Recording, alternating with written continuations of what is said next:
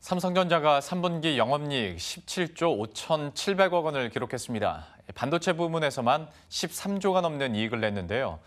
상대적으로 부진한 스마트폰 사업을 챙기기 위해 이재용 부회장은 스마트폰 핵심 사업장인 베트남을 방문해 현지 사업을 챙겼습니다. 산업부의 강은혜 기자 연결해서 자세한 내용 알아보도록 하죠. 먼저 삼성전자가 확정 실적을 발표했는데 구체적으로 실적이 어떻게 나왔는지 그 내용부터 한번 정리해 주시죠. 네, 삼성전자가 올해 3분기 영업이익 17조 5,700억을 기록했습니다. 이는 지난해 같은 기간보다 20.93% 늘어난 수치입니다. 매출도 65조 4,600억으로 5% 증가했습니다.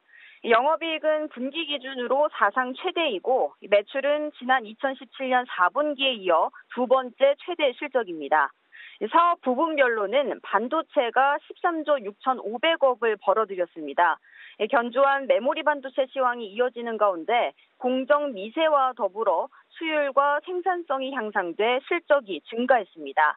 디스플레이 부문은 영업이익 1조 1,000억 원을 기록해 실적이 개선됐습니다. 반면 스마트폰 사업은 부진했습니다. 프로모션 비용이 늘어나면서 영업이익이 2조 2,200억 원 수준에 그쳤습니다. 근데 이 와중에 이제 미중 무역 전쟁은 계속 심화되고 있고 미국이 또 중국 반도체 업체를 제재하기로 했지 않습니까? 이와 관련해서 좀 국내 기업들이 수혜를 받아갈 수도 있겠다라는 기대감도 있던데 좀 분위기가 어떻습니까? 네, 미국 정부가 중국 D램 제조사인 푸젠진화 반도체를 대상으로 소프트웨어와 기술 부품 수출 제한에 나섰습니다. 앞으로 미국 기업들이 이 푸젠 진화에 수출하려면 미국 정부로부터 특별 승인을 받아야 하는 겁니다.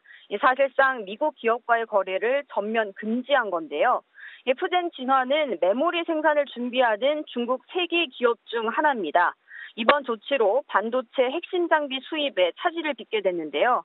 동시에 중국의 반도체 굴기 전략에도 타격을 받을 것으로 보입니다. 반면 삼성전자와 SK하이닉스 등 국내 업체에는 틈새 수혜 기대감이 커지고 있습니다. 그동안 시장에서는 중국 업체들이 하반기 이후 이 메모리 시장에 본격 진입하게 되면 공급 과잉으로 인해 반도체 업황에 위기가 생길 것이란 전망이 우세했는데요. 하지만 이번 미국 정부 조치로 당분간 중국의 반도체 굴기가 중단돼 시장의 위험 요소가 제거될 것이란 분석이 나옵니다. 또 향후 중국 메모리 업체들이 이 미국 장비 대신 한국이나 일본 등 대체 국가 장비를 구입할 것으로 보여서 이 관련 부품 업체 수혜도 예상됩니다.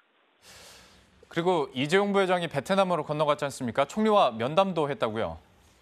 네, 이재용 부회장이 베트남 하노이에서 응우옌 수언副총리와 면담을 했는데요. 이 부회장이 베트남을 방문한 것은 지난 2012년 이후 6년 만에 처음입니다. 이 현지 언론들에 따르면 이 부회장은 이 베트남에 대한 장기 투자를 계속하고 사업을 확대할 것이다라고 이야기를 했습니다. 이어서 베트남에 투자할 수 있는 다른 분야가 있는지도 검토하겠다라고 말한 것으로 전해졌습니다. 베트남은 삼성전자의 스마트폰 최대 생산 기지로 꼽힙니다.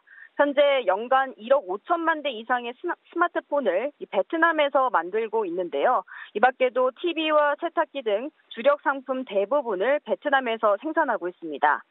이 부회장이 베트남을 방문한 것도 최근 흔들리고 있는 스마트폰 사업 전략을 점검하고 현지 공장 등을 둘러보기 위한 것으로 보입니다. 지금까지 삼성전자에서 전해드렸습니다.